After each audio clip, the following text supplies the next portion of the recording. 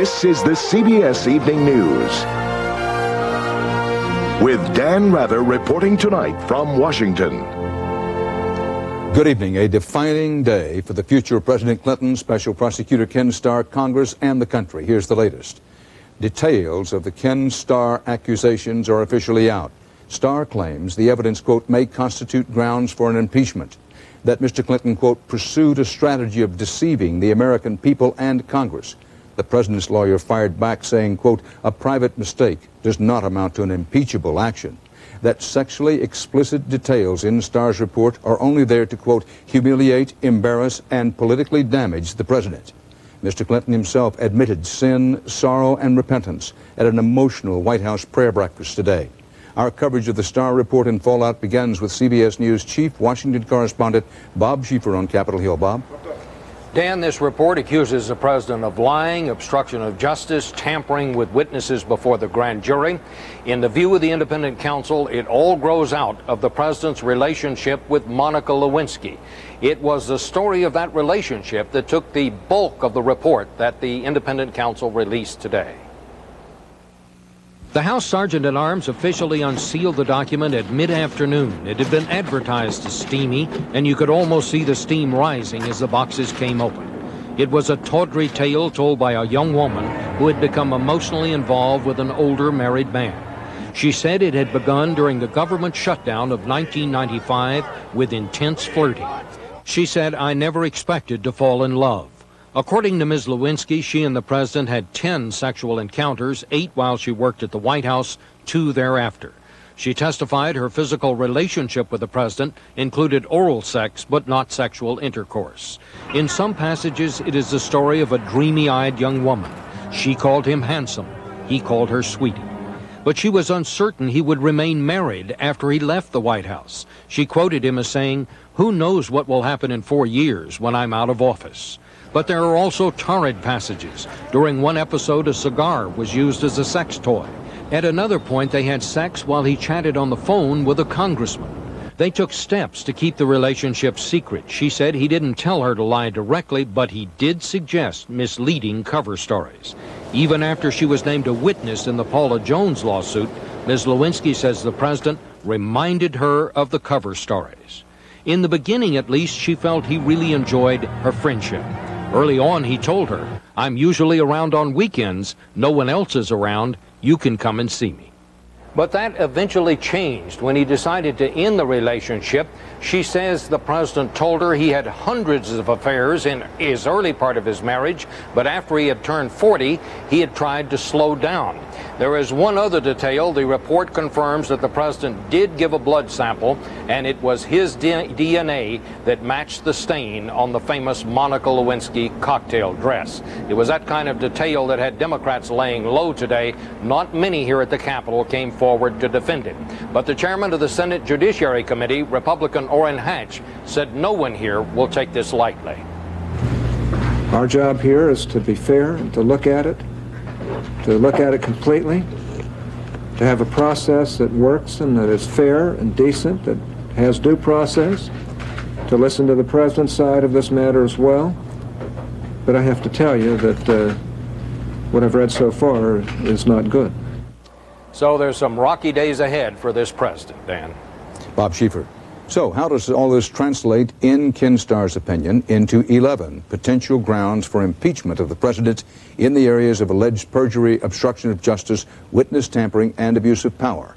That and other late details now from CBS News White House correspondent Scott Pelley. Scott. Dan, sex is only the foundation for the serious legal charges that follow in the report. Ken Starr alleges that Mr. Clinton's actions constitute an abuse of power that is inconsistent with his duty to faithfully execute the laws.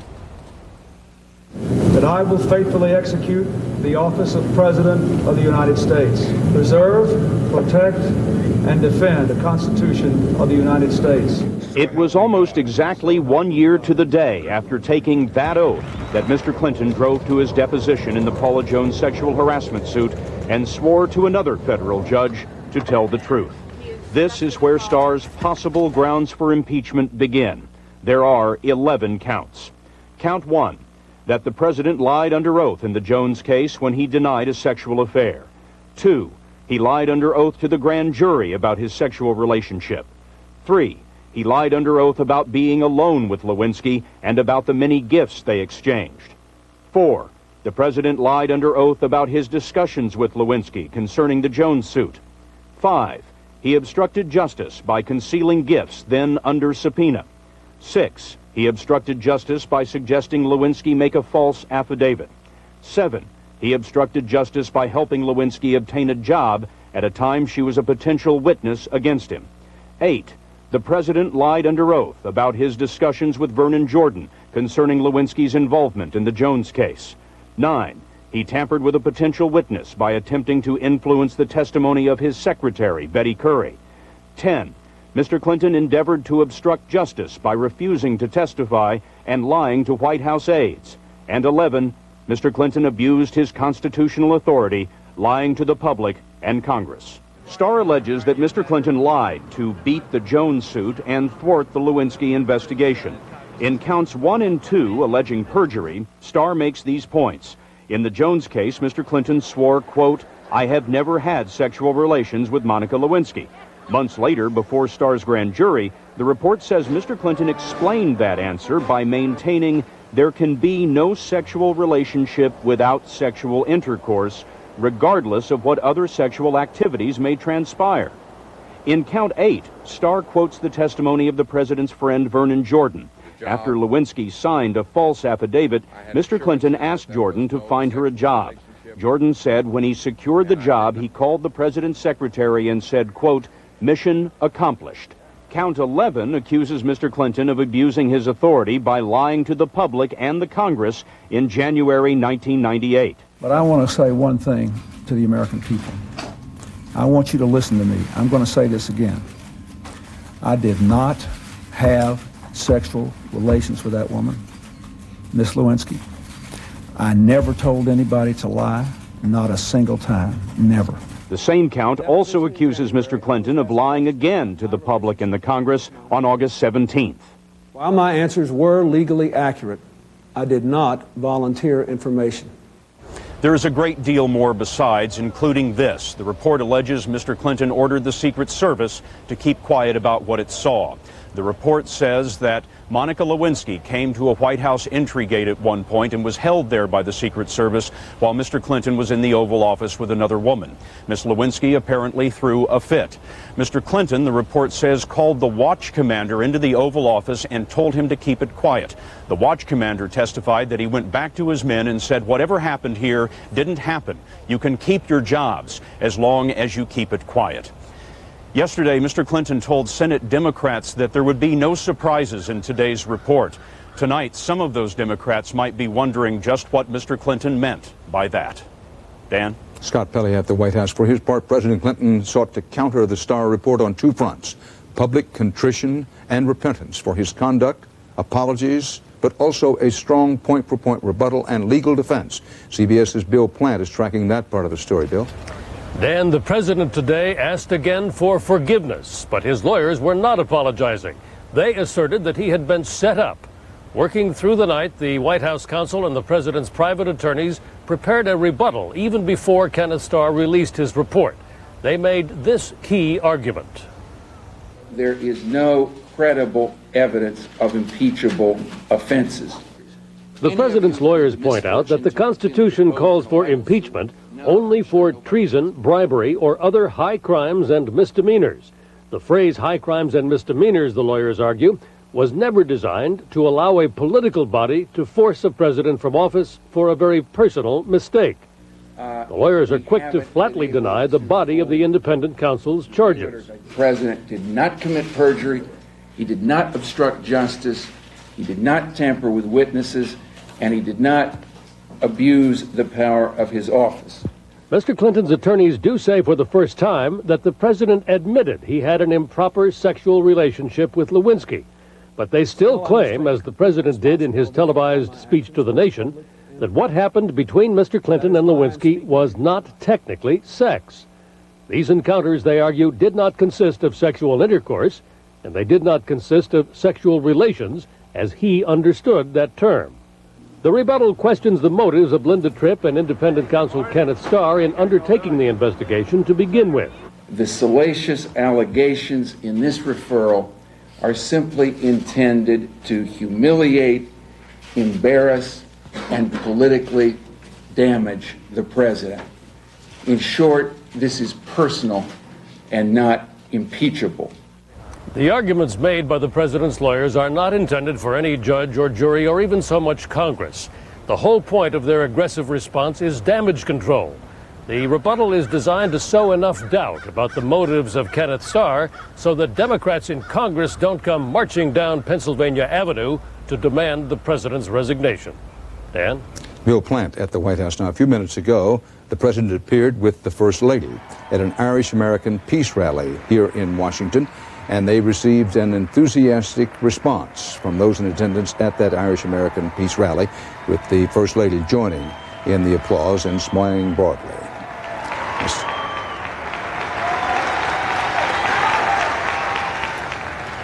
Still to come on tonight's CBS Evening News, we think you'll be interested in a look and listen to the president's plea for forgiveness at this morning's prayer breakfast. Also, White House observers on what's going on behind the scenes, and the stock markets on our Friday Market Watch as the CBS Evening News rolls on from Washington. The latest CBS News poll out today indicates very little public sentiment, at least for the moment, in favor of either President Clinton's impeachment or his resignation. The majority of those polled, almost 6 out of 10, say they would prefer the whole matter be dropped. At an extraordinary White House prayer breakfast this morning, the president went beyond his recent round of apologies. He went to acknowledging sin and expressing remorse and repentance.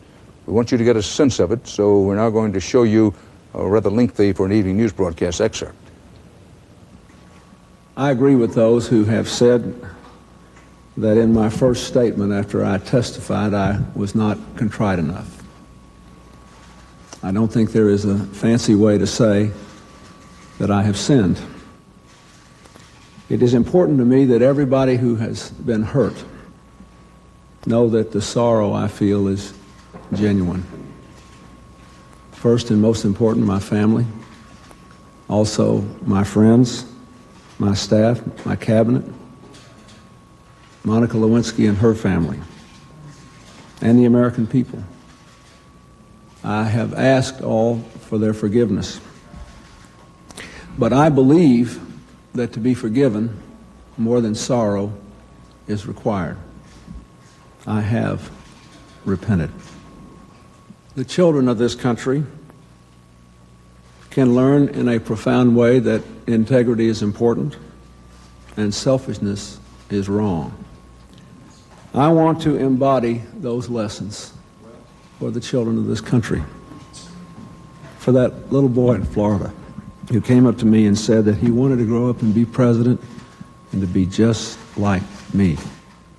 It takes an act of will for us to make a turn. It means losing face. It means starting all over again. And this is always painful. It means saying, I am sorry. The president's deeply emotional talk today is part of a larger strategy and set of options the Clinton camp is turning to now and will be operating on in the days ahead. But how is it being conceived and how is it being perceived? And will it work with the public and with members of Congress? We turn to two people with insights on that, former Clinton White House aide Don Baer and now CBS News consultant and CBS News analyst Gloria Berger. Gloria, first, you've been talking to Democratic members of Congress. How are they reacting to these apologies? Well, they think the apologies are necessary, but they're not sufficient to get this president off the hook. I talked to a Democrat today who said, look, we don't know what else to say to the president when we meet with him, so we tell him to keep apologizing. So he's been apologizing. Now, enough is enough. What they want is the president to show that he can start talking about something other than himself. They want him to start talking about the agenda because they've got to run on an agenda in those November elections. They want to see him talk about the issues again. While noting that the support of these Democratic members of Congress is absolutely essential to the president remaining in office. Don Baer, the president's advisors, what do they believe should be the president and the first lady's next moves? Well, there's an irony in what Gloria reports because they were doing these apologies to members of Congress in the cabinet this week because they felt those were needed in a targeted way to say, I'm sorry to these folks who felt in a very personal way that they were miffed by what the president had done and that he hadn't apologized. They realize now they have to first get through this weekend. very difficult time with these sexual allegations that are out there, try to kick down the legal arguments with the lawyers, and also show that it's Ken Starr, not the president, who has forced the country to look at all these sexual allegations. But then they want to turn the corner. They want to pivot to going back to the issues and talking about the problems of the country. Interesting to see whether they can do that. Thank you, Don Baer and Gloria Borger. Stay with us now for more of this fast-developing story here in Washington and the rest of the day's news, including the floods of Tropical Storm Francis.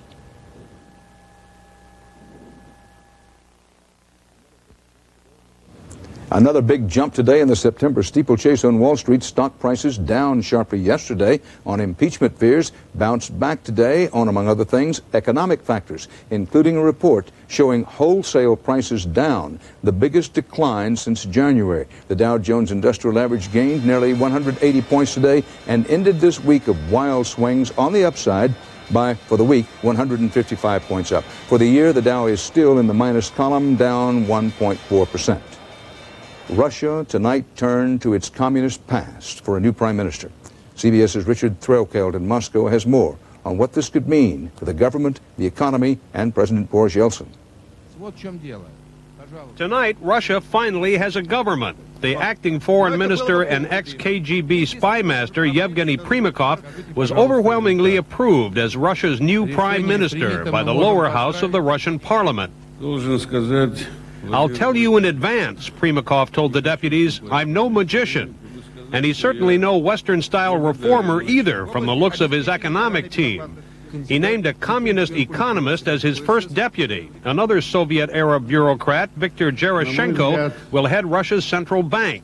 When Gerashenko had that job before, one Western economist described him as the worst central banker in the world. Primakov envisions a kind of Russian-style New Deal, using government money to pump up the economy. Trouble is, Russia's basically broke, and printing more rubles will, many experts fear, turn this economic crisis into a disaster. President Yeltsin addressed the Russian people on TV today. I understand life is hard for everyone, he said. Now we must work to overcome this crisis, all of us together. Yeltsin's had to make so many concessions to get this government, he's swiftly becoming little more than a figurehead. So there's a political vacuum here, and the communists are rushing to fill it. Richard Threlkeld, CBS News, Moscow. CBS News reported earlier today that President Clinton will not send to the Senate this month the nomination of Richard Holbrooke to be the new U.S. ambassador to the UN, as was intended. The reason: questions raised about some of Holbrooke's financial affairs. A distinguished American diplomat with a long record, Holbrooke believes he has done nothing wrong, that this will be proven, and that he will eventually be confirmed. Holbrooke today received new expressions of support from the President and the Secretary of State. The worst may be over with Tropical Storm Francis, but that was bad enough for much of the U.S. Gulf Coast. Francis dumped a foot of rain that swamped large parts of Houston, New Orleans, and many places in between. CBS's Bob McNamara has the flooding story. The storm soaked Houston, turning freeways into bayous, bayous into big rivers. It's bad. In a suburb, rescuers evacuated dozens, including children, from an area of 200 homes. One family from the hood of a stranded truck. You just gotta wait it out. Before dawn today, 22 people had to be rescued from the roof of a Mexican tour bus stranded in 6 feet of water. In Louisiana, a tornado spawned by Francis exploded a trailer house, killing a 22-year-old man. The twister wrecked a lumber yard where workers who saw it approach ran for their lives. We just thank God that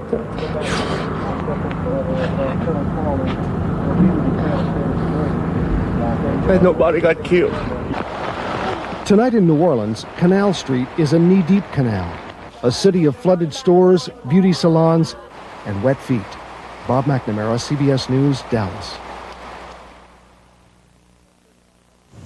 Updating our top story and looking ahead, the now officially released Ken Starr report claims 11 grounds for possible impeachment of President Clinton. It discloses the blood sample given by the president is a DNA match for the stain on Monica Lewinsky's dress. The president's lawyers deny any impeachable conduct. They say explicit details in the Starr report are designed to, quote, humiliate and politically damage the president. We go now to our correspondent Bob Schieffer on Capitol Hill and Scott Pelley at the White House for a look ahead. Bob, what's next? Well, now the members and lawyers on the Judiciary Committee will be pouring through this 18 boxes of evidence, testimony, and so forth to see how much more of it can be released. By next month, they'll be ready to make a recommendation to the House on whether there should be full impeachment hearings. If there are hearings, we expect them next year. Scott Pelley at the White House, what should we be looking for this weekend? Dan, at the prayer breakfast this morning, the president said he was asking his attorneys to mount a vigorous defense. They will be going over the Starr Report tonight and all weekend, looking for weaknesses, and they will be presenting a defense to the Congress. Scott Pelley at the White House, and that's part of our world. Later this evening, mark it please, a special edition of 48 Hours, the White House under fire, the Clinton presidency hanging in the balance, with all the latest from Washington on details in the Starr Report and the White House's response. That'll be at 9 p.m. Eastern Time, 8 in the Central Time Zone. Until that special broadcast for the CBS Evening News, Dan Rather reporting from Washington. I'll see you later on the special 48 Hours.